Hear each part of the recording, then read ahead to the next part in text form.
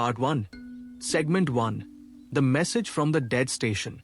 James Carter had learned long ago that the world rarely announced its turning points. They came disguised. A dusty manuscript delivered to the wrong office, an anonymous donation to the wrong laboratory, a phone call in the middle of the night. But what arrived in his inbox at 6:13 a.m. on a humid Wednesday in Boston was different, colder, heavier, strangely alive. It contained only 3 lines. London, Aldgate East Station, 24 hours. A second attachment.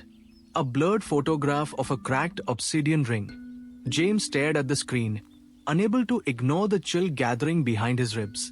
The fracture across the stone looked like a lightning strike captured mid-bolt. In the center of the crack, a faint ember pulsed, red, organic, like a heartbeat. He knew the symbol etched into the metal band, 3 triangles interlocked around a circle. Goetic, Solomonic, forbidden. Jesus, James whispered, rubbing his forehead. For 12 years he had studied Apocrypha, texts buried beneath accepted history, ritual fragments dismissed as folklore, references scholars pretended not to see. He had built a career on debunking the sensational. Pseudoscience, myth distortion, occult paranoia. But the ring in the photo was not a myth. He had seen it once before. In a folder he was never meant to open. In a photograph dated London Blitz, 1940. The woman in that photo, a young nurse with soot on her cheeks and children clinging to her uniform, was his grandmother Elizabeth Harper. Liz. She was smiling, but the shadow at her shoulder looked wrong even under grainy war photography. Too sharp, too deliberate. A handprint burned into her neck, black as coal dust. A symbol identical to the ring's infernal markings. James shut the laptop, pulse kicking. Okay, he muttered. Calm down. He could be anyone. A prank. A collaborator trying to get attention. But he didn't believe it. Because there was only one person who had signed himself, E, in the banned research files at Oxford 13 years ago. Edward Blackwood. The man who claimed in a fevered interview transcript to be King Solomon reborn. The man the university declared insane. The man whose trail had gone cold in 2004. And the man who, according to rumor, had vanished into the tunnels beneath East London, carrying a ring said to contain 72 demons. James exhaled shakily. He booked the next flight. T20 hours. Arrival. London greeted him with rain so fine it felt like static on the skin. His cab driver refused to drop him closer than 4 blocks from the old Aldgate East entrance. Bad luck there since the war, the man muttered, avoiding his eyes in the mirror. James walked the rest of the way, coat soaked through. The station entrance was fenced, rusted, and partially swallowed by ivy. A wartime sign still clung to the brick. Shelter capacity, 450. He ducked under the bent metal grate and descended. The smell hit first, old dust, old metal, and something sharper beneath, like sulfur buried under stone. He flicked on his flashlight. Tunnel stretched like veins. The air was colder than it should have been. His footsteps echoed as if the tunnel were inhaling after him. Then the sound came. A skitter. Not metal. Not water. Eyes opened in the dark. Not glowing, but reflecting his light as if the darkness itself had grown pupils. James froze. The eyes blinked. He ran. Boots pounding, breath tearing through his lungs. He sprinted down the stairwell toward the abandoned platform. The tunnel behind him rippled, shadow peeling from shadow, stretching into long, jointed limbs that scraped along the concrete. The eyes followed. He stumbled through a rusted gate and slammed it shut. The latch held, barely. The shadow pressed against the bars and shrank back with a sound like burning paper. James leaned against the wall, panting. What the hell is going on? A voice answered from the dark corridor ahead. Right on time. James raised the light. A man stepped forward, tall, black coat, eyes pale as winter sky. His hair was silver not with age but with exhaustion. His face, it was wrong. Not monstrous, not distorted. just old in a way human beings weren't supposed to be. Time worn, weathered past all natural limits, like an ancient statue forced into a mortal frame. James whispered, "Edward Blackwood." The man smiled faintly. "Eddie, if you prefer. But we don't have time for introductions." His gaze flicked to the gate behind James. "You were followed." "No kidding," James snapped. "What was that thing?" "Not a thing. A shadow-spawned emissary from Bale." Eddie's tone was matter of fact, like discussing the weather. "The ring's fractures are widening. The creatures leaking out are the mild ones." James swallowed. "You're telling me this is real?" Eddie lifted his sleeve. Black veins pulsed up his arm, glowing faintly red under the skin like cracks in volcanic rock. Each pulse was synchronized with a faint ember in the ring's photograph. "I don't have the luxury of metaphors anymore," Eddie said quietly. "Come. There's much you need to see." He turned and walked into the darkness without checking whether James followed. James did. T18 hours. The library beneath London. The staircase spiraled downward for what felt like half a mile. The air grew colder, wetter. A faint humming vibrated through the stone, like a heartbeat amplified through walls. At the bottom lay a door reinforced with iron sigils. Eddie touched a symbol at the center. His finger glowed briefly. The sigils unlocked. The door swung open. James gasped despite himself. A library stretched beneath the earth. Thousands of books arranged in circular tiers descending around a colossal stone chamber. Runes crawled along the walls like veins. Candles burned without flame, producing cold blue light. The scent of old paper mingled with something metallic. "What is this place?" James whispered. "A sanctuary," Eddie said. "And a prison. Depends on who you ask." He walked toward a central pedestal. Upon it rested the object James had seen in the email. The Goetia ring. Its obsidian surface was cracked in 3 places. The central stone glowed with an inner pulse, slow, deliberate, angry. The temperature dropped 10 degrees. "The ring is dying," Eddie said. James shook his head. "Rings don't die. This one does." Eddie looked at him, gaze slicing. "Because it contains what should never have been contained. Because the seal is failing. Because time runs only forward. And demons do not age gracefully." James approached slowly. He could feel the ring's heat from 3 feet away. "Why did you call me?" James asked. "Why now?" Eddie opened a leather-bound journal. The pages brittle, ink smeared by time. James froze. On the first page was a photograph. A nurse with soft eyes and soot on her cheeks. His grandmother, Elizabeth Harper. A handprint burned into her neck. James touched the photo with numb fingers. "I don't understand," he whispered. "She died in an air raid. They told us. They lied." Eddie's voice was gentle. "Liz didn't die from bombs. She died saving me." James looked up sharply. "You knew my grandmother?" Eddie exhaled, the sound ancient. "She was the bravest woman I ever met. She smuggled Jewish children out of burning districts during the Blitz. I was one of them." James blinked. "But you're older than the Roman Empire?" "Yes. My memory is complicated." He closed the journal. "Liz saved me. And she paid the price." James's voice cracked. "What price?" A mirror on the far wall rippled, like water disturbed. A face appeared. Not human. Eyes burning with cold fire. Horns curled like molten iron. A voice slithered out. "James." Every hair on his body rose. "Malphas," Eddie said bitterly. "He has her." The demon's grin widened. "Liz calls for you from the flames, little heir. Accept the ring. And she is erased forever." James staggered back, chest tightening. "No. No, that's not." The mirror went dark. He grabbed Eddie's arm. "Tell me that's a lie." "It's not," Eddie said. "Malphas is outside the 72. He thrives on bargains. He stole her soul to control me. And now he uses her against you." Emotion stormed through James.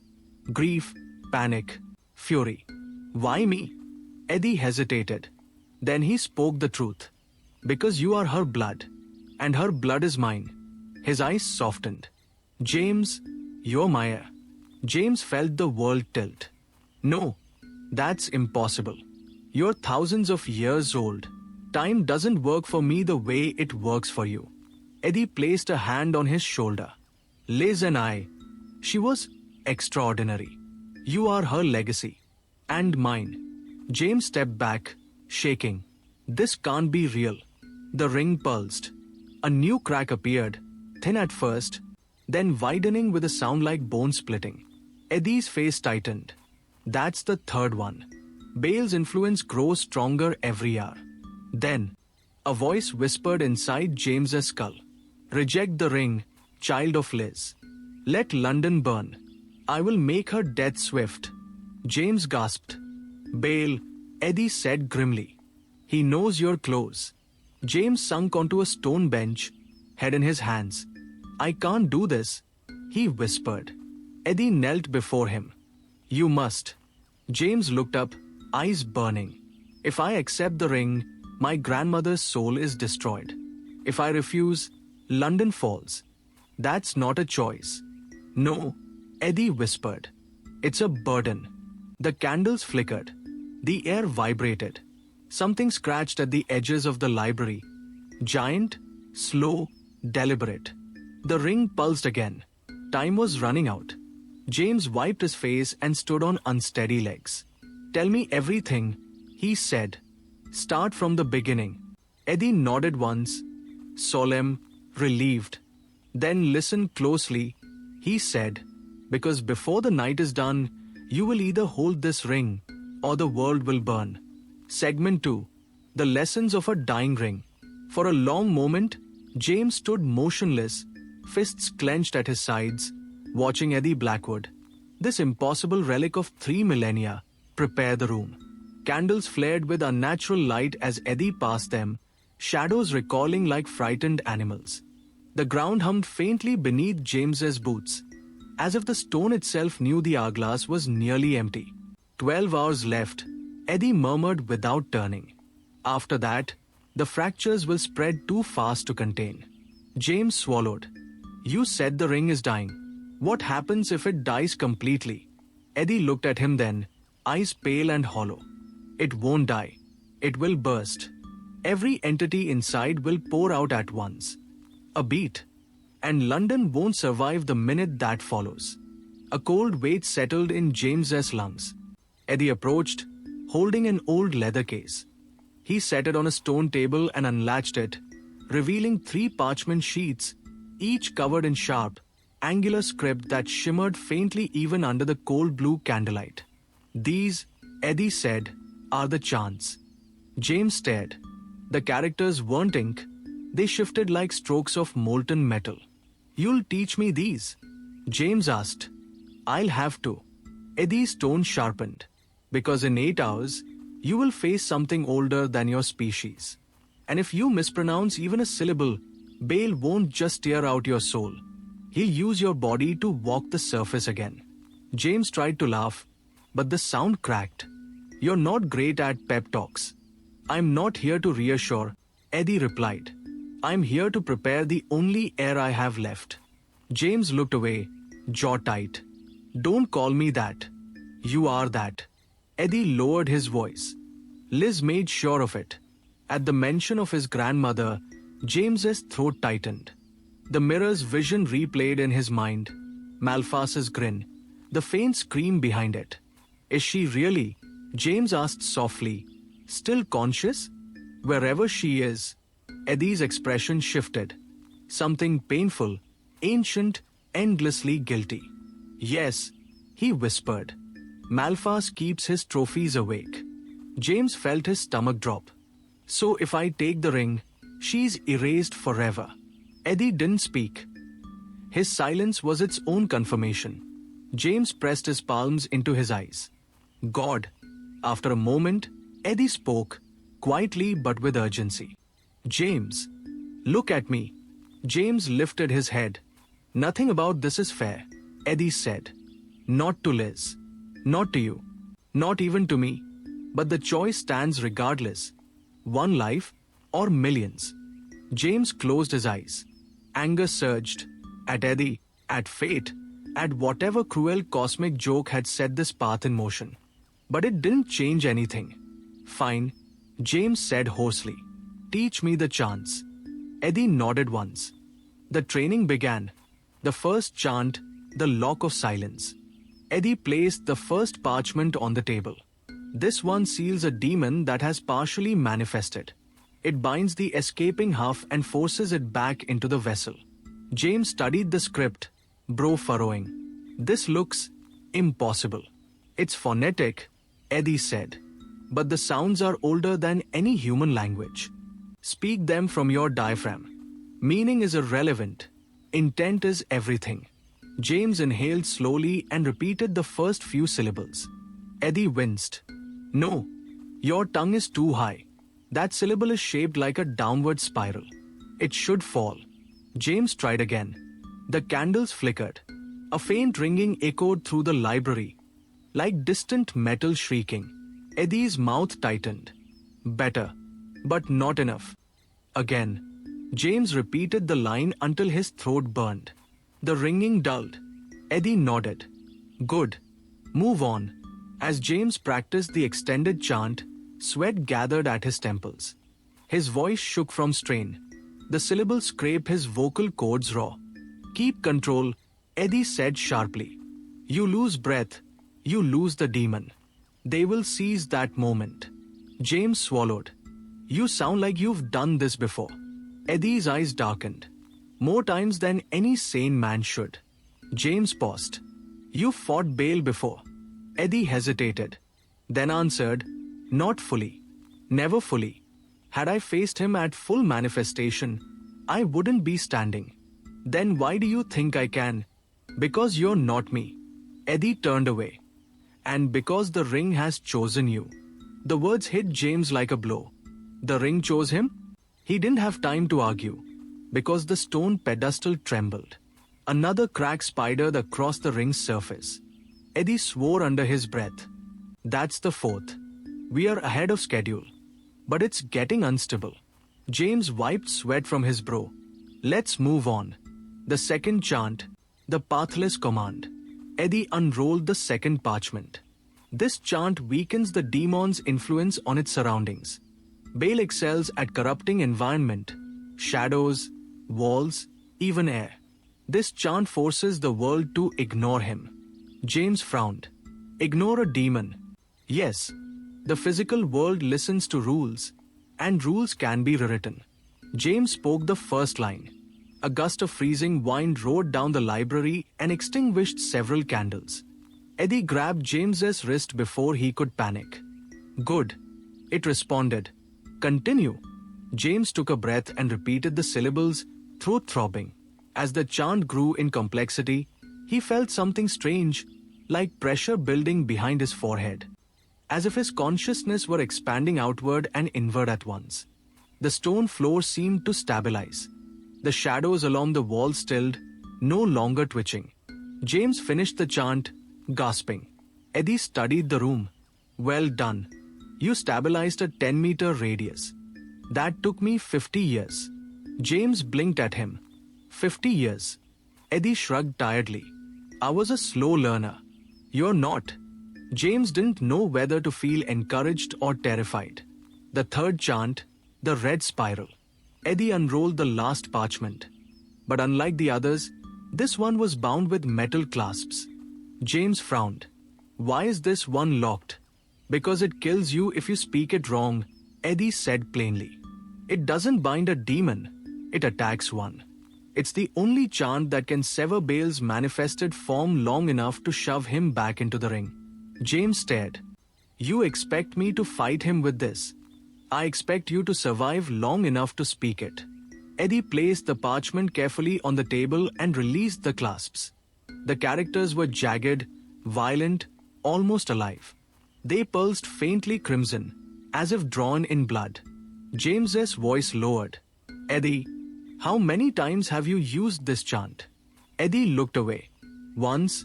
he said. And it cost me 90 years of my life. James felt a chill. How old are you? I don't know anymore, Eddie murmured. Time bends around the ring. You don't count years when you're holding a prison of demons. James suddenly understood why Eddie looked so impossibly tired. Teach me, James whispered. Eddie nodded. The lesson lasted hours. James's voice cracked repeatedly. Blood tinged his spit. The chant felt like dragging sound through molten glass, each syllable scraping the inside of his throat raw. At one point he nearly collapsed, vision blurring. But Eddie caught him. Breathe. Again. I can't, James wheezed. You must. James forced the next line out. A ripple tore through the library, air bending like heat hedge. The ring on the pedestal glowed with violent red light, reacting to the chant like a beast disturbed. Eddie grabbed the edge of the table. Good. Very good. But stop now. Any more and Bale will notice. James braced himself against the wall, heart hammering. How long? Before I can do the full chant. You'll be ready, Eddie said. Because there is no other option. T4 hours. When the mirror screamed. The library vibrated suddenly. Books trembling on shelves, dust raining from the ceiling. James staggered. What's happening? Eddie's face went pale. He's early. A sound like claws against glass echoed from the far wall. The mirror. James's blood ran cold as the surface warped. Malphas appeared again, laughing. Little air, the demon purred. Did you enjoy your lessons? Eddie stepped forward, fury tightening his jaw. Enough games, Malphas. The demon lifted a finger.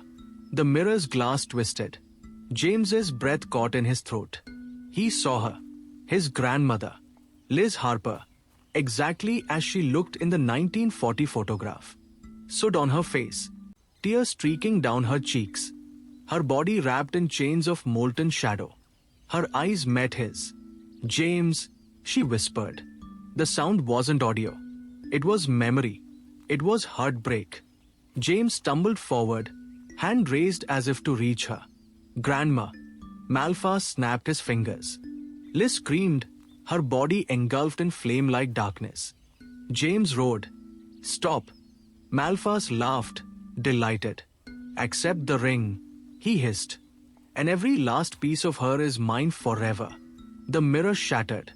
James fell to his knees. Eddie knelt beside him. James, listen to me. James shoved him away. Get off. Tears blurred his vision. I can't let her suffer. I can't. Eddie grabbed his shoulders. If you take the ring, she dies permanently. If you refuse it, London dies.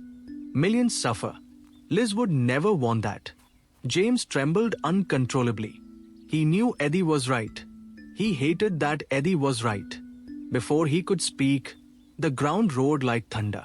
A massive fist, black, clawed, dripping with shadow, punched through the library wall. James screamed as stone exploded outward. Books flew like shrapnel. The entire chamber shook. Eddie shoved James behind a protective circle etched into the floor. Stay inside the sigil. Eddie shouted. Don't move. James gasped. Is that Bale? Eddie's face went grim. 1/3 of him. The colossal arm swung wildly, smashing shelves, tearing through ancient manuscripts. The ring on the pedestal blazed bright red, cracks spreading like lightning. Eddie raised both hands, chanting a containment spell, his voice trembling from strain. Eddie, James shouted.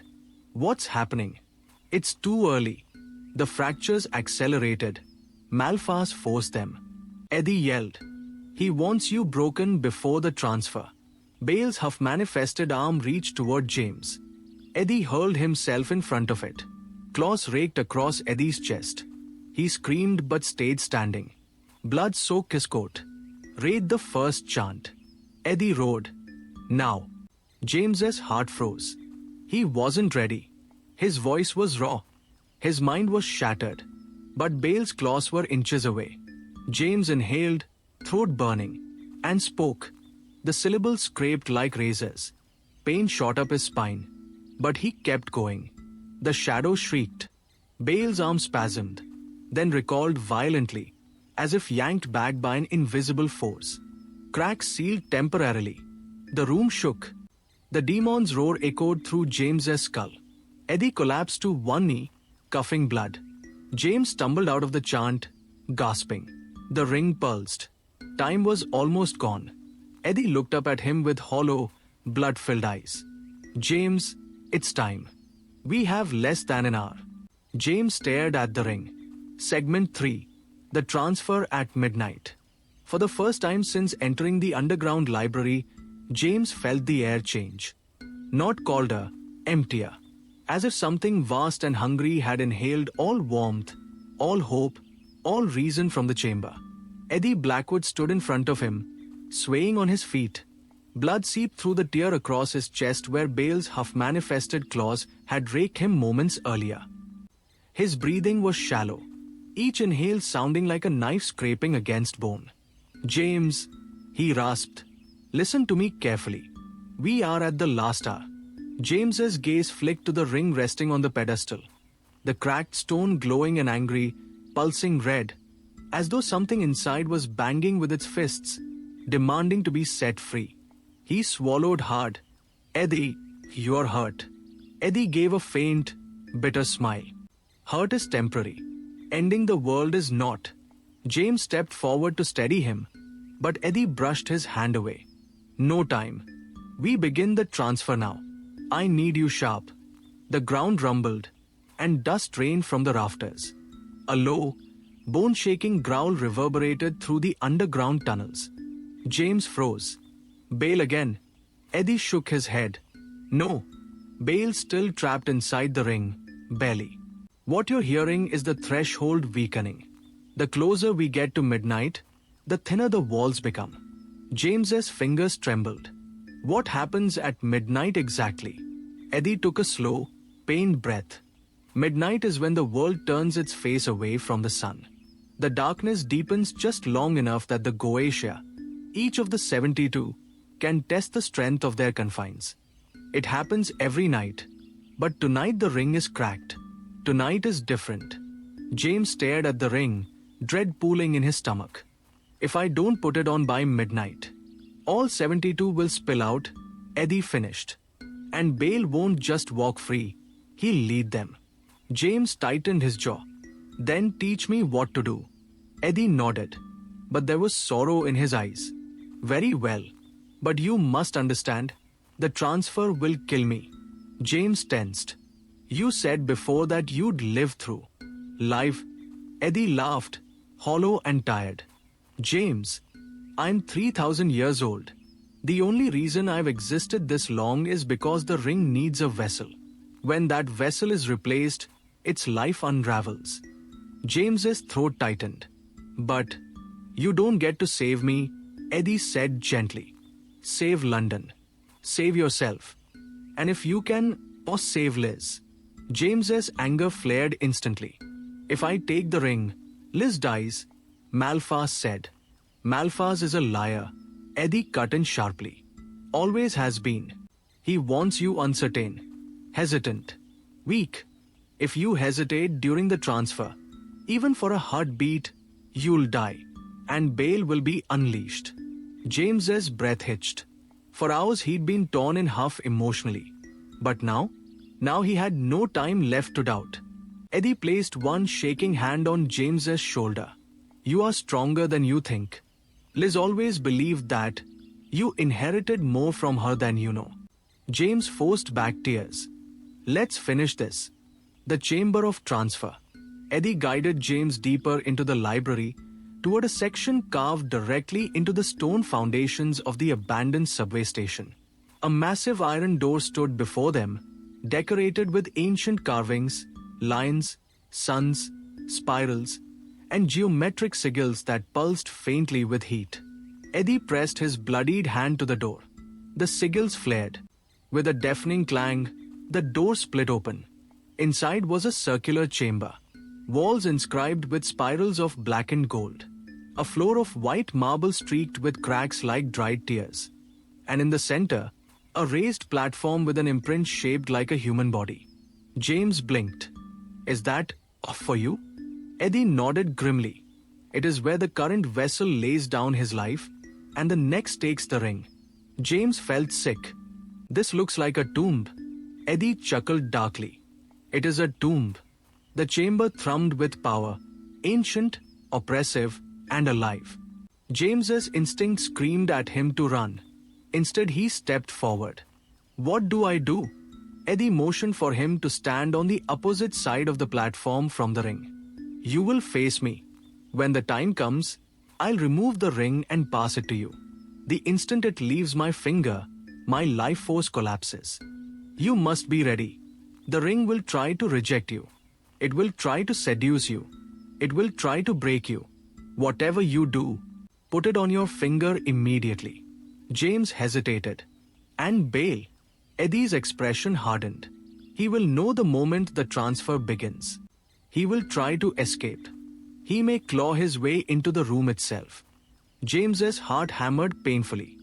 And if he does, Eddie looked him dead in the eyes. You speak the third chant. The red spiral. All of it. James felt the air leave his lungs. I'm not ready. You have to be, Eddie said simply. There is no one else. The chamber lights dimmed. The ring flared bright enough to blind. And Eddie staggered. It's starting, he whispered. James, get ready. The transfer begins, T10 minutes. The moment Eddie stepped onto the platform, the entire chamber shuddered violently. Stone dust rained from the ceiling. The golden carvings along the walls glowed like molten metal. A deep, resonant voice echoed, felt more than heard. Solomon. James's blood froze. The voice was Bale's. Ancient. Monstrous. It rolled through the chamber like a storm of knives. Eddie clenched his teeth. Ignore him. James forced himself to look at Eddie, not the shadows warping along the walls. Eddie raised his left hand, the hand bearing the Goetia ring. Cracks now covered nearly half the gemstone. The red light pulsed in frantic, irregular heartbeats. A fissure split the floor at James's feet. Eddie, he shouted. I know. Eddie grunted. Stand your ground. James braced himself. Bale's voice boomed through the chamber again. He is not ready. He is not worthy. James shouted back, surprising even himself. Shut up. The shadows writhed. Eddie gave a faint smirk. Good. Yell at the demon. It helps. James exhaled shakily. Just get on with it. Eddie raised the ring to his chest. The gemstone cracked again. Crack. A sliver of pure darkness slipped out. James's heart jumped to his throat. Oh God! Eddie barked. Read the first line of the first chant. Now. James forced sound into his aching throat, repeating the syllables Eddie taught him. The darkness retreated, sizzling like steam. Eddie nodded weakly. Good, you're keeping him at bay. Now, focus. His hand trembled violently as he gripped the ring. James, I'm removing it. James's breathing stuttered. Okay, I'm here. Eddie closed his eyes and pulled. The ring slid from his finger. Instantly, Eddie screamed. His flesh shriveled. His hair whitened. His veins blackened like inky rivers crawling beneath his skin. James surged forward. Eddie held up one shaking hand. Don't touch me. Take the ring. James grabbed the falling ring, nearly dropping it as heat seared his palm. The moment he held it, a surge of voices exploded into his skull. Thousands screaming, whispering, pleading, roaring. Put US on. Set US free. We can give you power. We can give you Liz. We can give you everything. James's knees buckled. He clutched his head, yelling through the agony. Stop. Get out of my mind. More cracks tore across the gemstone. The chamber walls trembled violently. Bale's voice bellowed. Do not accept it, grandson. Give yourself to me. Free me, and I will end your pain. James squeezed his eyes shut. He saw Liz, burning, chained, screaming his name. He saw London, millions of lives, innocents, families, children, about to be devoured by 72 nightmares. He saw Eddie, collapsing, dying, withering into dust. He saw the ring, burning like a hot coal in his palm. James screamed and thrust the ring toward his finger. Bale roared, "No!" The chamber detonated with red light as James forced the ring onto his hand. And hell broke loose. The confrontation. A vortex of shadows burst from the ring, slamming into the walls hard enough to crack stone. Bale's half-formed body erupted upward, a monstrous silhouette of horns, claws, wings of living smoke. James stumbled back, shielding his face. Eddie, now a hollow husk, wheezed. The third chant, James. Now, James forced himself upright. The demon towered over him, only half manifested but still colossal, its claws scraping grooves in the marble. Bale snarled, "You cannot command me." James's voice shook, raw, bleeding. But he began anyway. The first line of the third chant echoed through the chamber, and Bale recalled as if struck. James continued, faster, desperate, ignoring the white-hot pain searing his throat. The shadows convulsed. Bale bellowed in rage. "Stop! You will die!" James shouted the next line. The ring blazed like a newborn star. Bale's form fractured, cracks racing across his smoky torso. James screamed the final verse. A column of red light erupted from the ring. Bale howled and shattered like glass. His fragments were sucked backward into the ring with a thunderous implosion. James collapsed to his knees, gasping, vision swimming. Silence fell. Then, the chamber's torches all blew out at once. Midnight. A distant rumble rolled through the tunnels, oh slow, heavy, monstrous. Something far larger than Bale stirred beneath the abandoned station. James looked at the ring. One last crack spread across its gemstone, glowing faintly, and from the darkness beyond, a deep, guttural roar shook the earth. The 73rd. James whispered into the darkness. "What are you?" The roar answered, and the floor beneath him trembled. Part 2. Segment 1. The Things That Wake in the Deep. The echoes in the ruined underground library had not settled. Dust hovered in the air like pale, weightless ash, drifting through the broken catacombs of shelves that Bale's emergence had shattered. James Carter stood in the center of the devastation, chest heaving, palms burning with the afterglow of the red sigils that still flickered on his skin. The Goetia ring, Eddie's ring, Solomon's ring, pulsed on his finger with a rhythm like a heartbeat that wasn't his. The silence felt wrong, too thick, too expectant, as if the dark itself were holding its breath. A stone panel somewhere deep within the tunnels cracked with a long, groaning sound. James flinched and instinctively raised his hand, the red glow of the ring intensifying.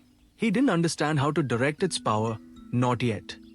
And the idea of accidentally unleashing something that wasn't already trying to kill him terrified him more than the darkness ahead. He forced himself to breathe slowly. In, out.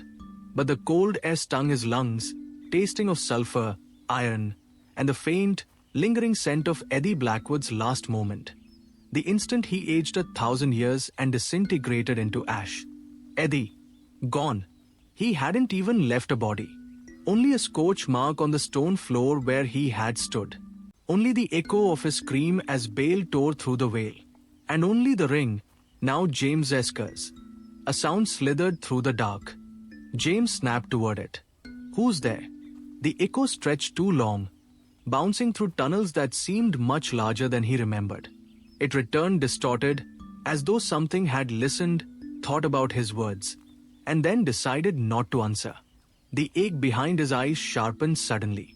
Whispering, faint at first, then clearer. James. Carter. Bale's voice. But Bale was sealed. Bale must be sealed. The ring burned hotter, responding to the presence lurking behind its cracked crimson stone. Your pulse, too fast. You fear the wrong thing, descendant. James squeezed his eyes shut, shaking the voice out of his mind. His throat tightened as the image of the final explosion played back. Bale, half formed, a titan of living shadow and horns, lunging forward with a roar that shook bone, Eddie screaming at James to read the damn words.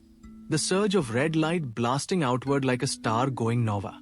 And then Bale recoiling, shrieking as he was dragged back into the fractured ruby. James opened his eyes. The ring still glowed like a dying ember. He wasn't alone with it. "Shut up," he muttered through clenched teeth. "You're not getting out again." A low, rumbling laugh vibrated through the tunnels. "Little King," the door opened. "Something older comes. You are not ready." James didn't answer. Couldn't answer. His heart hammered so hard he thought the thing in the ring might hear it.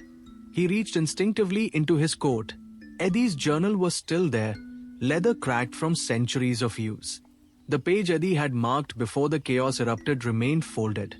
3 sigils, 3 verses of the same ancient tongue James had yelled in desperation. The words that had saved him. Barely. He didn't know enough. And now Eddie was gone, his only teacher, the only one who could have shown him how to handle a ring carved from the bones of the first temple and bound with the names of 72 princes of hell. James swallowed hard. He needed answers. He needed a plan. He needed not to die in the next hour. A faint metallic clang echoed from the tunnel entrance, the one that led back toward Aldgate East's forgotten tracks. James tensed. Then another. Slow, rhythmic, as if something enormous were dragging chains. His breath frosted in the air. "Okay," he whispered, "that's new." The Goetia ring flared so brightly it cast trembling red shadows across the charred shelves. Something stirred deep inside the stone. Something that wasn't Bale. Something that made even Bale fall silent. And that terrified James more than the voice of any demon. He stepped back, pulse spiking, as another clang shook the railway platform above. Plaster rained down like snow. Whatever was coming, it was big enough to reach the ceiling. The tunnels groaned again, this time with a wet, fleshy undertone. James spun toward the northern passage, but froze when he saw it. A figure was standing there. At first he thought it was Eddie, silhouette tall, shoulders broad. But this figure was wrong. Too perfectly still, too sharply outlined, like a photograph cut out and pasted into reality. "Eddie," he whispered, because hope was irrational. But the human mind reached for it anyway. The figure tilted its head. It wasn't Eddie. It wasn't even human. When it stepped into the dim red light of the ring, James recalled. Its body was shaped like a man but made of pure, varnished black, smooth as obsidian, reflecting the library like a funhouse mirror. No face, no eyes, only a thin vertical slit where a mouth should be, sealed shut with threads of red wax. It raised one hand, long fingers, and no joints. James staggered back. "Nope. No. No, thank you." The entity cocked its head further, as if studying him. And then, it bowed. A deep, slow, formal bow. James froze. What the hell are you?" The mouth slit cracked open, just enough for a single whisper to seep out. The voice wasn't spoken. It was poured into the air like liquid smoke. Air of Solomon. The crack sealed again. The entity straightened. Its head turned slightly toward the tunnel where the chained footsteps were growing louder. Then back to James. It raised one arm, pointed directly at him, and extended a finger toward the ring. James swallowed hard. "You want... what?" "The ring." The entity slowly shook its head. Then it pointed toward the sound coming from the tunnel. James felt cold. "You're warning me," he breathed. A second slow nod. The ground quaked violently. A distant roar billowed through the station, deeper than Bale's, vibrating the bone. The entity stepped back into the shadows. Its final whisper drifted through the dark like burning paper. "Run!" And then it vanished entirely, melting into the wall like spilled ink. James didn't waste a second. He sprinted across the broken library, boots skidding over fallen tomes and rubble. The red glow from the ring lit the ground in frantic flashes as the underground station trembled with approaching thunder. The tunnels ahead were darker than before, much darker, as if all ambient light had been consumed. He reached the old lift shaft that led to the maintenance level and grabbed the cold metal rungs, climbing fast. His muscles burned, lungs aching from the sulfur-thick air. Above him, the platform's emergency lights flickered. Once, twice. Then everything snapped into pitch black. James hauled himself out of the shaft, heart hammering. A low growl rolled across the platform. He held absolutely still. His phone vibrated in his coat pocket. He nearly shouted in surprise until he saw the notification. New message. Unknown sender. He opened it. James, don't run blind. Follow the blood markings. James blinked. Once. Twice. Eddie was dead. But the message was real. And it came with an attached image. A stone wall.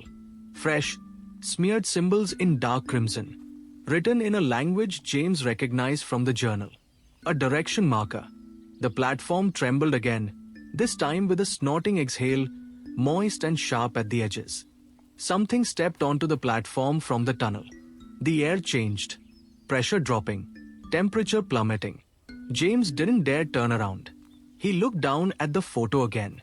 Blood markings. The message, follow the blood markings. He took one slow step forward. Then another. And as he moved, a massive shadow stretched across the tiles behind him, far too large to belong to any demon he had ever read about. James whispered, Eddie, if that's really you, you'd better be right about this. The thing behind him inhaled, hungry, wet, dragging air as if tasting him. James bolted. He didn't look back. Not once. But the roar that followed him down the narrow service tunnel was not Bale's, nor Malphas's, nor any of the 72 kings. It was something else. Something older. Something that had awakened the moment midnight struck. And James understood, without needing the ring to whisper it, that whatever hunted him now was the reason the demons were afraid. He followed the blood markings. He ran until his legs felt like fire. And in the darkness behind him, the thing kept coming. Segment 2. The blood markings of the dead. The tunnel smelled like rust, rot, and something older. An odor that clung to James's clothes as he sprinted through the darkness. His breath ripped through his lungs in ragged bursts. The sound behind him, thunderous, dragging, almost liquid, pounded in uneven intervals. Whatever followed him was enormous but not graceful. It moved like something still waking up inside its own flesh. James glanced over his shoulder. The tunnel behind him was a wall of pure black. Not darkness, a shape. The thing wasn't visible by form, only by absence. A long, shuddering breath rolled out from it, as if the creature were pulling the air through dozens of throats. James jerked forward, boots scraping on wet concrete. Don't stop, he whispered to himself. Don't even think. The path forked ahead. The left tunnel collapsed long ago. The right was barely wide enough for a man. James slowed only long enough to flash the phone screen, the photo Eddie had sent. The blood symbols in the image matched a barely visible streak smeared along the right-hand wall.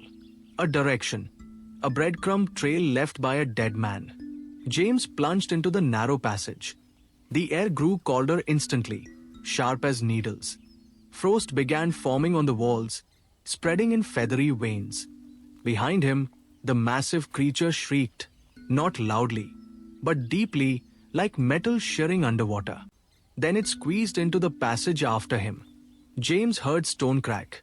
He ran. Harder. The tunnel twisted downward. His footing slipped. He slammed against the wall, pain ripping through his ribs. But he pushed off and kept going. The red glow of the Goetia ring pulsed, not as a weapon, but as a warning. Bale's whisper returned, faint but trembling. It should not be here. James nearly tripped. You know what that thing is? Bale didn't answer. He only hissed, afraid. That terrified James more than the monster chasing him. The narrow tunnel opened into an old maintenance chamber, a square room with rusted pipes, cracked tiles, and a dead generator against the wall. A single emergency bulb flickered weakly overhead, giving the space a sickly orange glow. And on the far wall, blood markings. Fresh, wet, dark. They formed a vertical pattern, a line, then a curve, then a symbol that looked like an eye without a pupil. The same symbols from Eddie's journal. James stepped forward slowly. Is this really you, Eddie? A new message buzzed on his phone. James flinched so hard he almost dropped it. He unlocked the screen with shaking hands. Unknown. Keep moving. IT can't enter the ceiling chamber. Attached image. Another wall. Another marking. Spirals made from smeared fingerprints. James traced the markings with his eyes, following the direction of the spirals. There. A hatch on the floor, half buried beneath debris. The hatch ring was coated in rust, but the blood symbols around it were unmistakable. Old ceiling glyphs. James knelt and gripped the metal handle, pulling with all his strength. The hatch screamed loudly, but opened. A breath of cold air drifted up. A ladder descended into a darkness deeper than the tunnel behind him. Another roar shook the chamber, louder this time. The creature was close. James didn't hesitate. He swung onto the ladder and climbed down. The walls trembled as he descended. The ladder stretched longer than expected, 30 feet, then 50. By the time he reached the bottom, his arms burned. He dropped to the floor. Stone. Smooth, polished stone. And then he saw them. Torches. Lit torches. Flickering blue flames lining both walls of the underground hall. James stepped backward in shock. What the hell? No one had been down here for decades. Or centuries. He raised the ring. The glow of the ruby intensified, reacting to something in the walls. Ancient sigils carved into the stone lit up faintly. Gold, crimson, deep black. They formed a pattern around the hallway like veins of an organism. The torches flickered as if acknowledging his presence. James swallowed. I'm not alone here. He wasn't. A whisper drifted from behind him. Soft, feminine, familiar. Jamie. His heart stopped. He turned slowly. At the far end of the hall stood a woman. Her figure glowed faintly, almost translucent. Her dress was a wartime nurse's uniform. White apron stained with soot and ashes. Her hair pinned back in 1940s curls. Her face gentle and sad. James's chest tightened. Grandma Liz. Elizabeth Harper looked at him with eyes too real to be imagined. You look so much like him, she whispered. Your father. James took a slow step forward. Are you real? In the way a memory is real. She smiled weakly. But not alive. Not anymore. He felt something inside him crack. I saw the journal, he said, voice trembling. I saw what happened. Malphas. He. Liz raised a hand gently. I know. I'm held between worlds. A hostage. A bargaining piece. James clenched his fists. I'm going to free you. Her expression darkened with worry. No, Jamie. Listen to me carefully. You cannot make that promise. Why not? Because Malphas wants you angry. Emotional. Reckless. Her voice shook softly. And the thing waking in the tunnels above, it is older than the 72. It is older than the ring. It is older than Solomon. James stepped back. What is it? Liz's form flickered.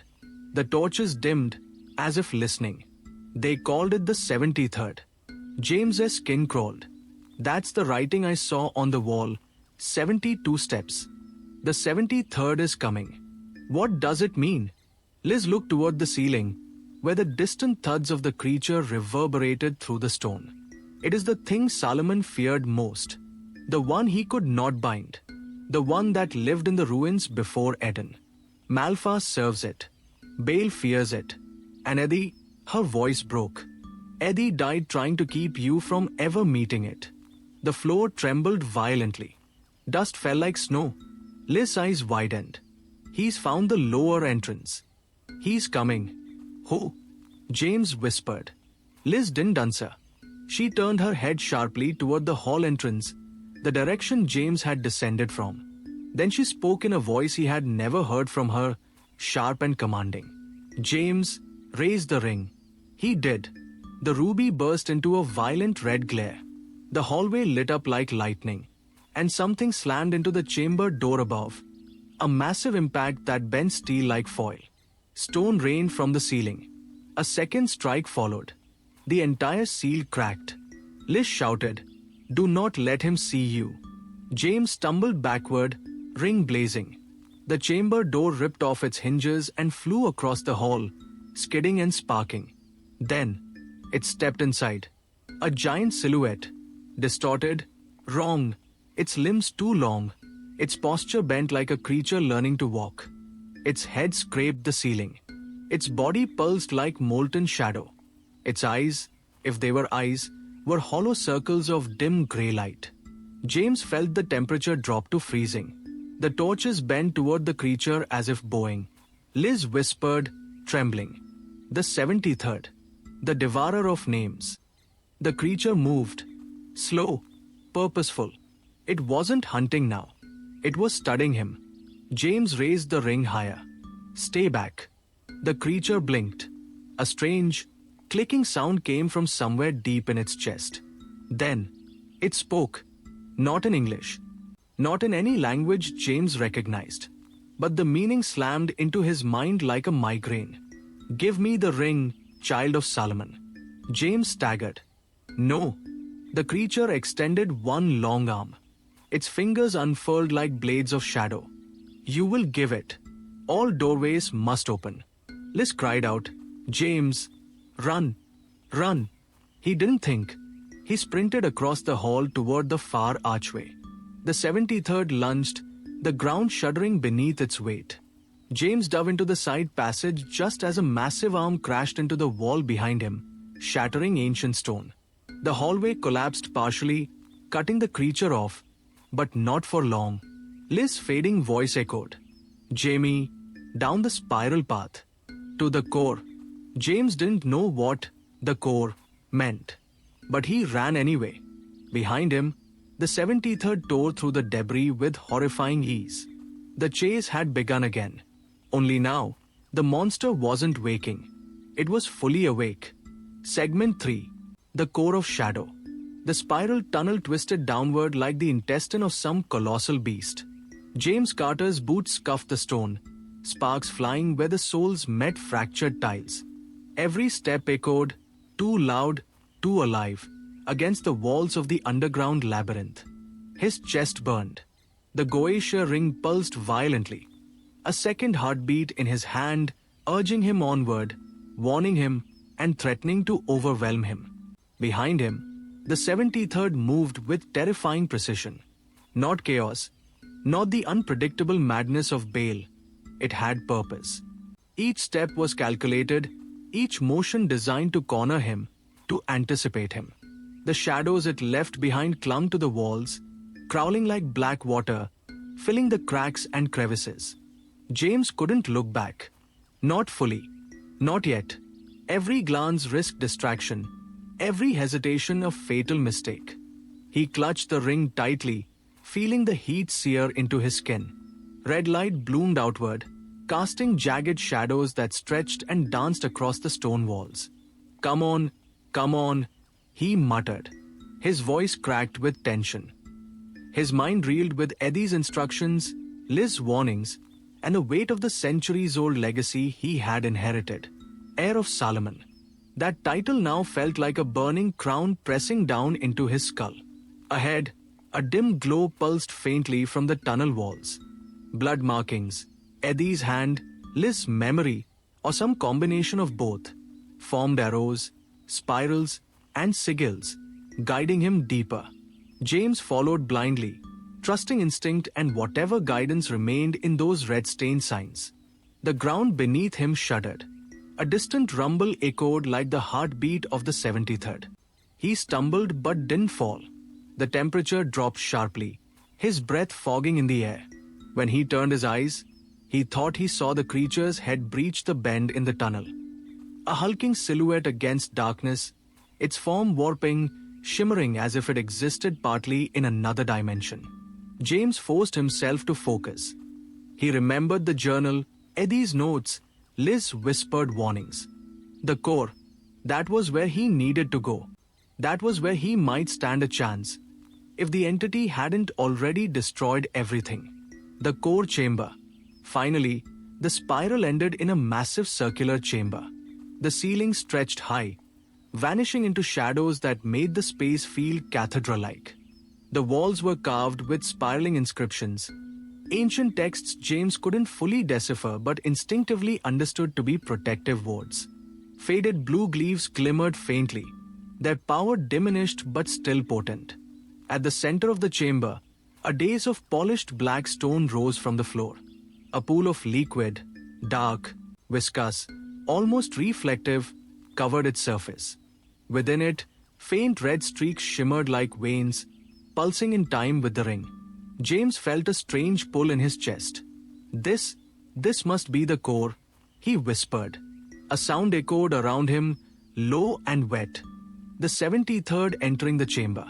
The air vibrated with the weight of its presence. James clenched the ring.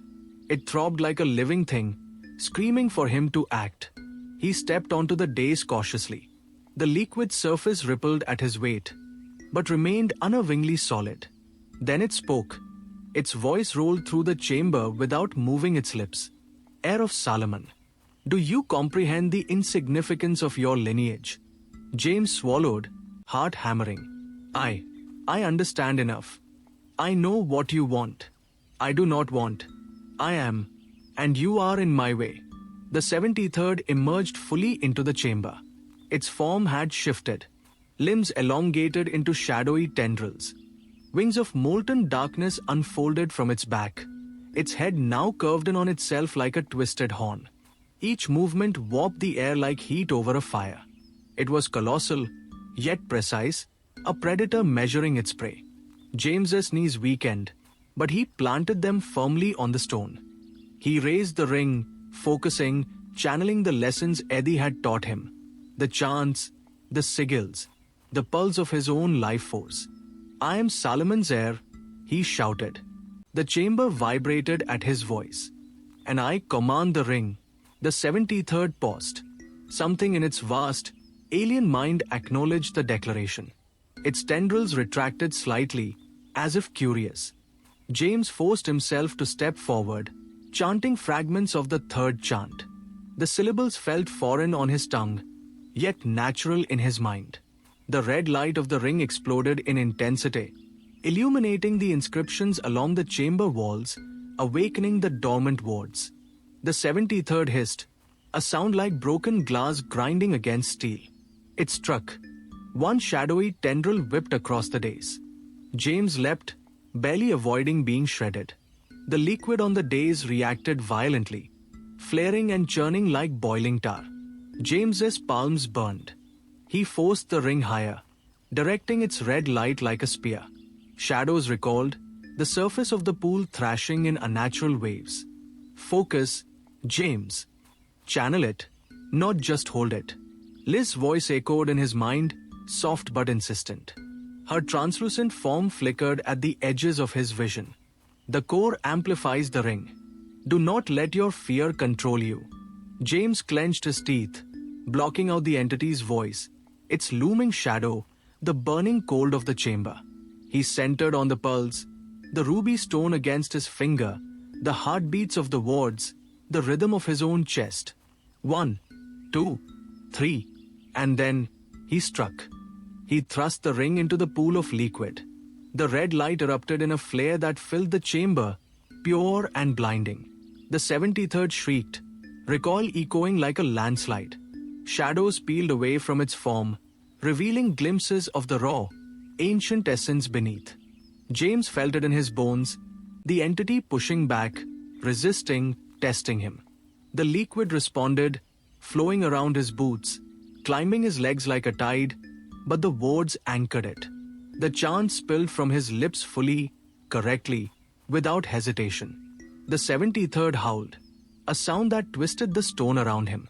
The room tilted. James held on, forcing every ounce of concentration, every heartbeat into the ring, into the pool, into the warded chamber. A bright pulse shot upward, striking the ceiling. The inscriptions blazed with power. The entity convulsed violently. Tendrils thrashed, then froze. Wings folded, head bowed, not in submission, but in recognition of something primal. James collapsed to one knee, panting, barely able to stand. The red light of the ring faded, pulsing more slowly, more controlled. The 73rd had not fled, but it had paused, contained. Liz's voice again, gentle. You have held it, Jamie. But this is only the beginning. It knows you now. It knows you are the heir. James looked at the entity. It lingered at the far end of the chamber, shadow pooling around its immense body, silent and patient. The red fissures in the ring's stone glimmered faintly. Warnings or promises? He didn't yet know. The chamber settled. The liquid calmed. Dust drifted down from the high ceiling. James exhaled shakily. He looked down at the pool. The wards had stabilized. He could feel some balance returning. But he knew, deep down, the fight was far from over. The 73rd was awake. And it was patient. It would watch. It would wait. And the next time it moved, it would not give him the luxury of mistakes. James raised the ring, gripping it tightly. He whispered to himself, voice raw but determined. I am ready. For it. For London. For Liz. For Solomon. And then he turned toward the stairwell leading upward. The path that would take him back to the tunnels, back to the city above, where London slept unaware of the shadow that had awoken beneath its streets. But the red fissure in the ring pulsed ominously. One last warning. One last crack. One reminder that power, no matter how hard won, was always hungry and never fully tamed. Part 3. Segment 1. The City of Shadows. James Carter emerged from the underground core chamber into the abandoned subway tunnels. The air was colder here, thick with dust and the metallic tang of decay. His lungs burned as he ran, boots echoing against the cracked concrete, the pulse of the Goetia ring radiating along his arm like a warning. Above him, the city of London slept, oblivious to the nightmare that had awakened beneath its streets. Yet James knew it wouldn't remain asleep for long. The blood markings Eddie had left flickered faintly along the walls of the maintenance tunnels. He followed them instinctively, the red glow of the ring illuminating each sigil, each arrow, each spiral guiding him toward the exit. The tunnels above had collapsed in several places during Bale's previous rampage, leaving James to navigate a treacherous maze. He stopped briefly in a widened corridor. A distant scraping echoed from the shadowed passage behind him. Something enormous, something patient, stalking. It wasn't Bale. It wasn't Malphas. It was worse. The 73rd. Its voice reverberated through the tunnel, not spoken but felt, like a wave rolling through his bones. You carry it. You believe you are worthy. But the city is mine before you can save it. James clenched the ring. I won't let you win, he whispered. The words sounded hollow even to his own ears. He had no idea if they were true, or if he was just buying time until the entity consumed the city. The tunnel forked, but James didn't hesitate. He followed the markings downward, through a maintenance shaft that led beneath Aldgate East. Water dripped from the ceiling, pooling around his boots. The walls were etched with warnings, Eddie's hurried additions, words scrawled in his own blood, their edges jagged, trembling. As he ran, the ring flared with sudden intensity. He looked down. A crack had widened across the red stone, long, jagged, threatening to split entirely.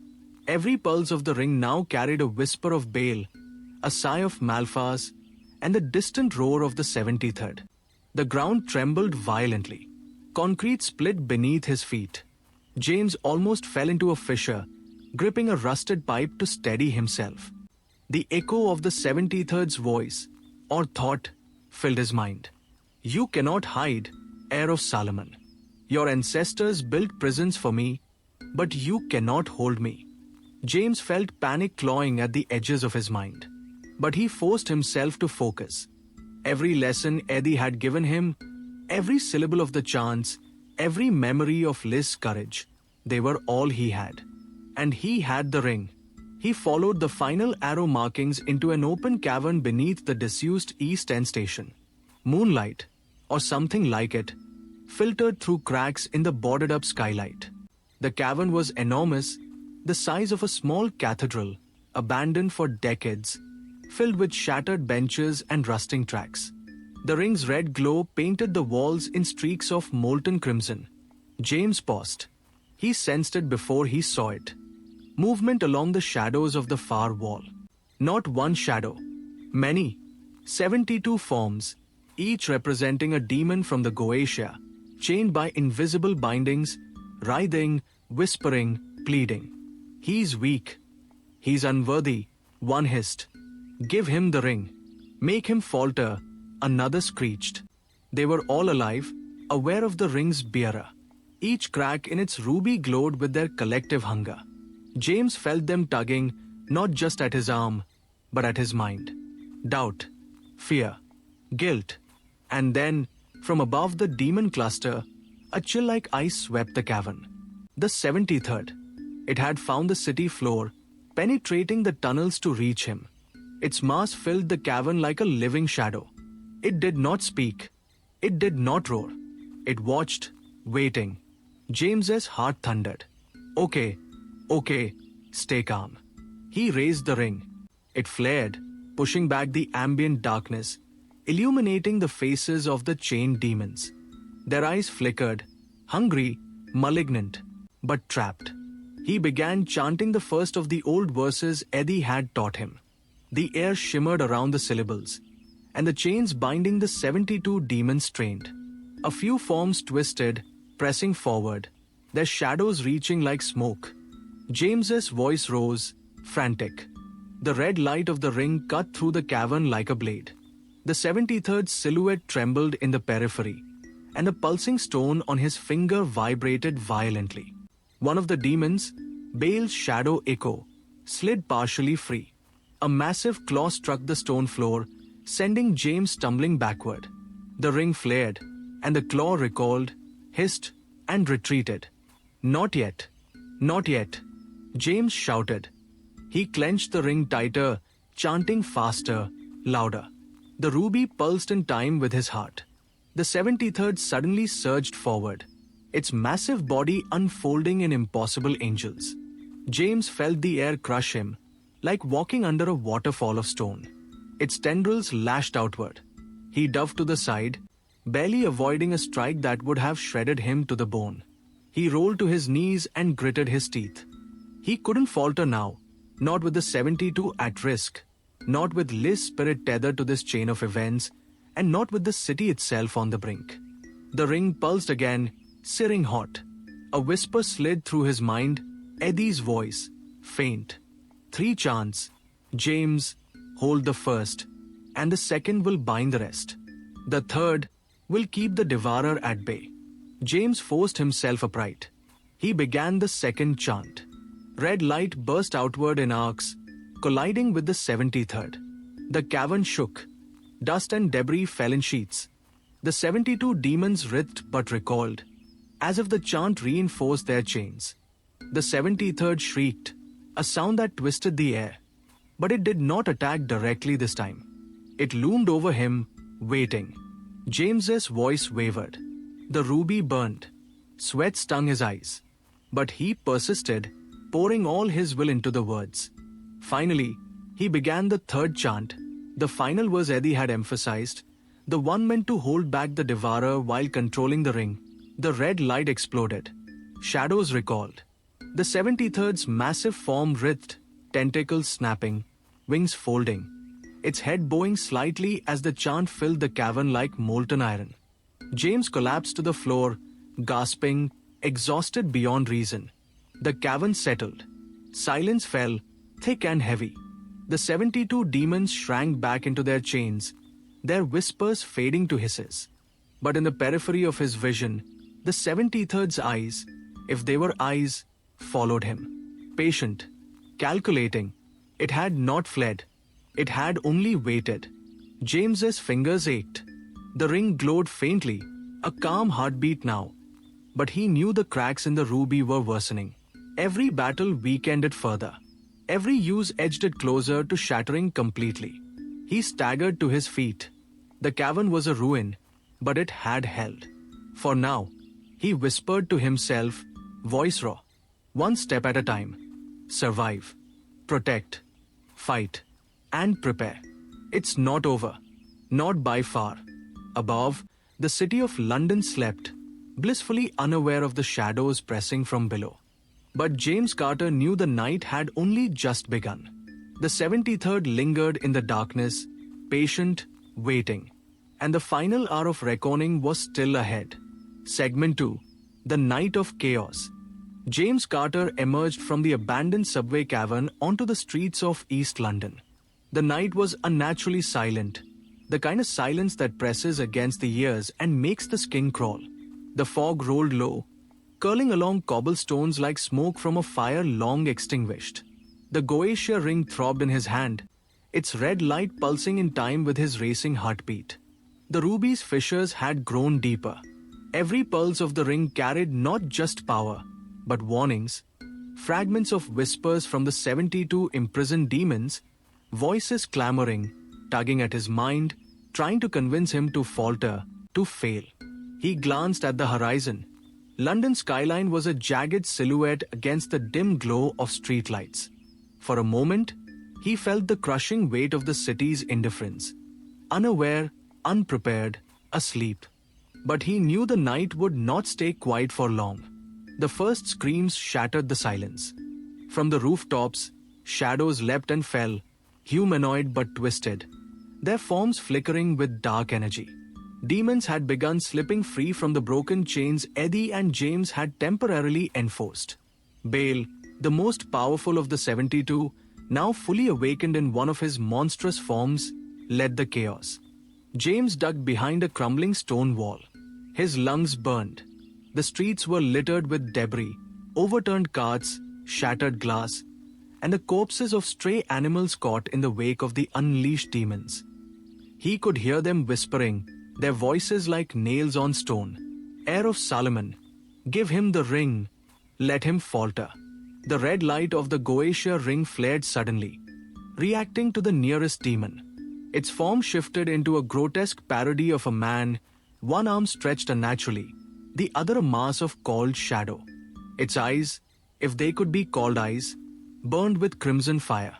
James swallowed hard, forcing his legs to move. He sprinted down a narrow alley, chanting fragments of the ancient verses Eddie had taught him. The red glow of the ring pushed back the shadows, but the fissures in its ruby widened with each pulse, and he could feel it straining against the force of the 72. Up ahead, a group of demons formed a blockade, their forms writhing and merging, pushing forward like a tidal wave of darkness. James skidded to a stop, chest heaving. He raised the ring, forcing it to flare brighter. A voice whispered in his mind, 3 chants, Carter. The third is the key. He had no time to think. With a deep breath, he began the third chant, projecting it into the streets, into the hearts of the demons. The words tore through the air, burning the shadows. A wave of red light surged outward. The demons shrieked, twisted, and recalled as invisible chains snapped them back toward the dimensional bindings. James barely allowed himself a moment to breathe before another wave of chaos erupted. One of the largest demons, a hulking figure with spiked horns and wings of darkness, lunged from a rooftop. He barely dodged, the force of its strike smashing the wall where he had been standing moments before. Focus, James. Focus, he muttered, running toward the old Aldgate East station. The streets around him twisted in unnatural ways. London itself seemed to warp under the pressure of unleashed demonic forces. Street lamps flickered and died, shadows crawling across the walls like living ink. He could see the train tracks up ahead, leading toward the subway he knew would provide some semblance of control. He vaulted over debris, chanting continuously, forcing the Goetia ring to flare like a beacon. The demon screamed, recalling from the crimson light, but Baal, far larger and far stronger, was not deterred. The ground shook as the demon landed ahead, blocking the subway entrance. Its voice, deep and commanding, reverberated through James's mind. You cannot hold them, heir of Solomon. The city is mine. James gritted his teeth, raising the ring higher. The red light intensified, flaring outward like a sun of shadow and fire. Baal's form recalled slightly, but with a furious roar, it surged forward again. James stumbled backward, almost dropping the ring, but managed to regain his balance. Then he heard a familiar whisper, the voice of Liz, soft but firm, emanating from the ring itself. Remember the core, Jamie. Focus the energy through the heart of London. Bind them, not just repel them. James understood instantly. The core chamber's words had amplified the ring's power. If he could project that same energy outward, focusing it through the streets, he could temporarily rebind the 72 demons. But it would take every ounce of his strength, and the fissures in the ring made the risk immense. He sprinted forward, the Goetia ring glowing brighter and hotter, now nearly too hot to touch. The demons surged at him from every direction, and the streets seemed to stretch and twist, the city itself bending under the will of the 73rd watching from the shadows. James reached the center of the street, panting, sweat stinging his eyes. He planted his feet and began the first chant, voice trembling but firm. The red light expanded, calling around the demons, forcing them back. Then the second chant. The red glow became blinding, projecting outward, wrapping the city in a dome of protective energy. Finally, he began the third chant, voice rising to a commanding crescendo. The ring burned against his skin, fissures spreading, yet he maintained his focus. The demons screamed, clawing at the invisible bindings, but one by one they were pushed back, pulled into chains of red energy, their forms snapping back into temporary imprisonment. Baal's roar echoed through the streets, deafening and furious.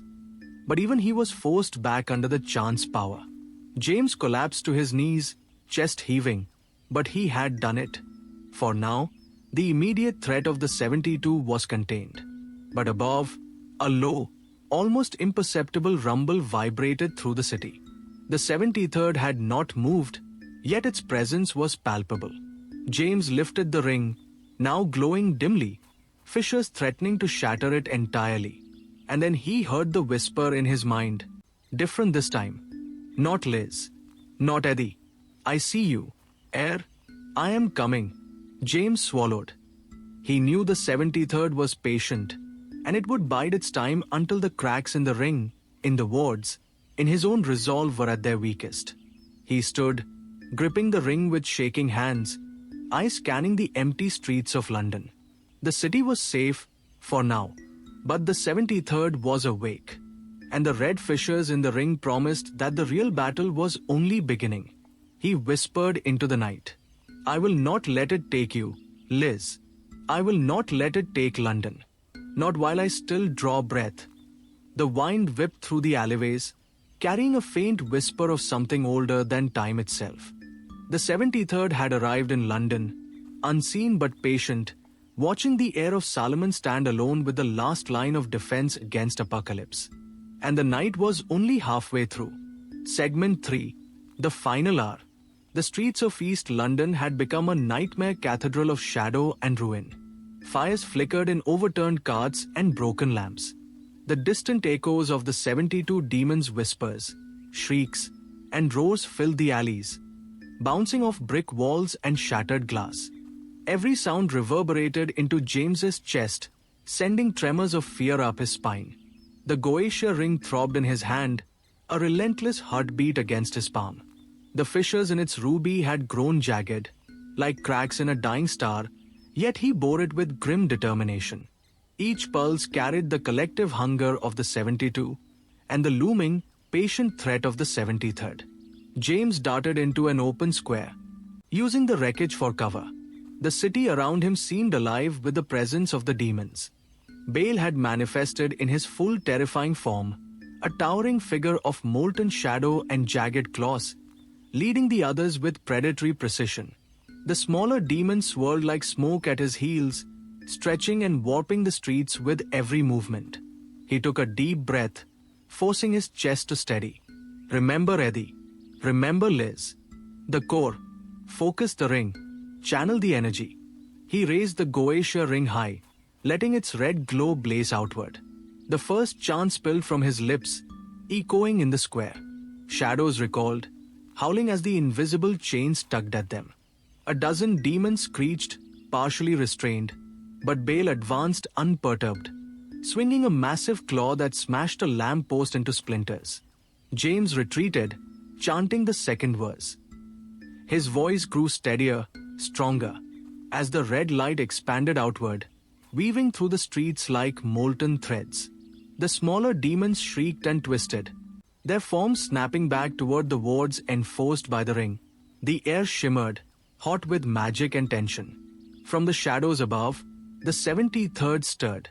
Its immense form was barely visible against the night sky, yet James felt its awareness pressing down on him, probing his mind.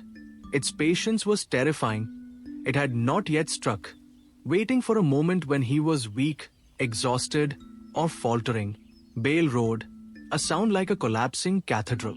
It surged forward again, faster than James could move, aiming directly for him. James leapt to the side as a massive claw tore through the square where he had stood. Sparks flew, concrete splintered, and the air shimmered with the force of its strike. He whispered the third chant, the final verse.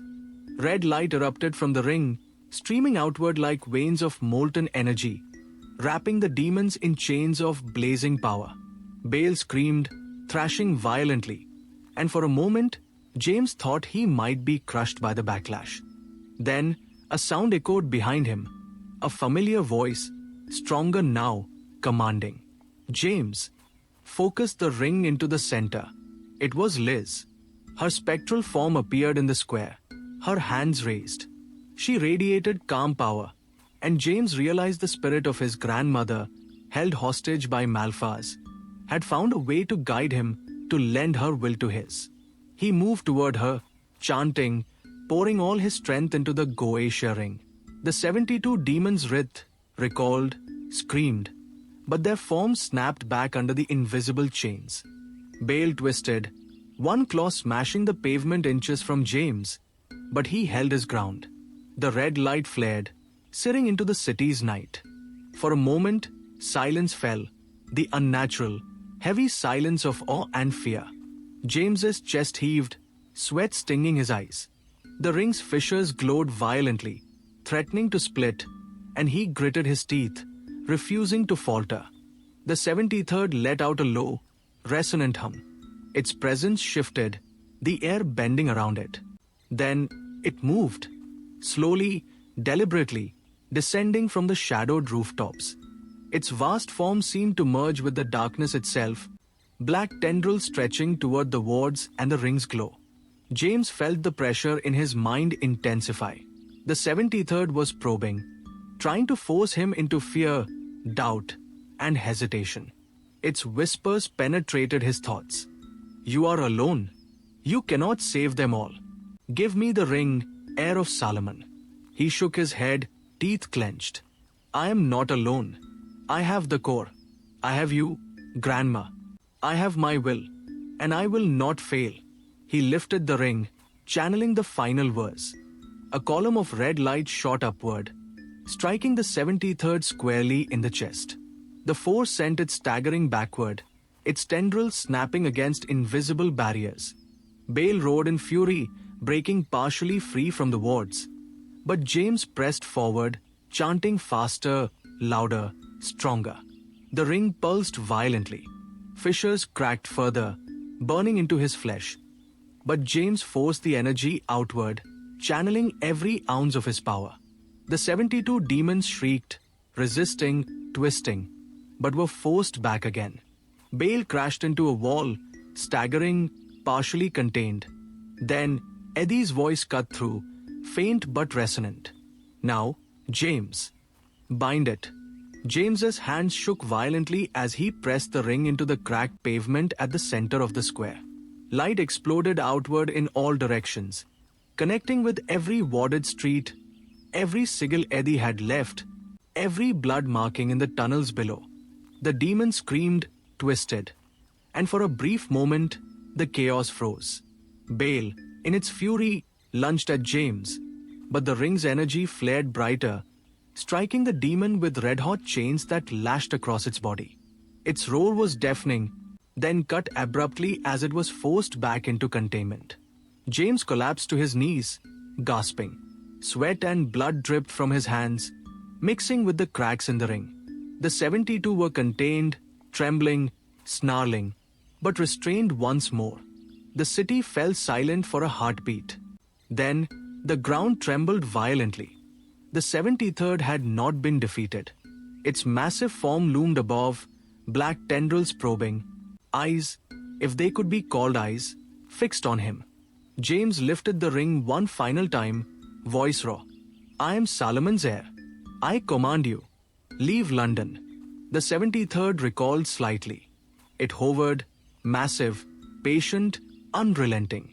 Then, without another sound, it withdrew partially into the shadows, leaving James trembling but alive. The red fissures on the ring flared one last time, then dimmed slightly. James fell to the ground, chest heaving, knees weak. The city around him was scarred, streets shattered, fires flickering. Yet the immediate threat had passed. He looked down at the ring. It glowed faintly, cracked but intact. The 72 demons were restrained, Bale partially subdued, and the 73rd impatient. Waiting, James felt Liz's presence beside him, faint but comforting. "You've done well, Jamie," she whispered. "But remember, the Devourer is patient. It will return."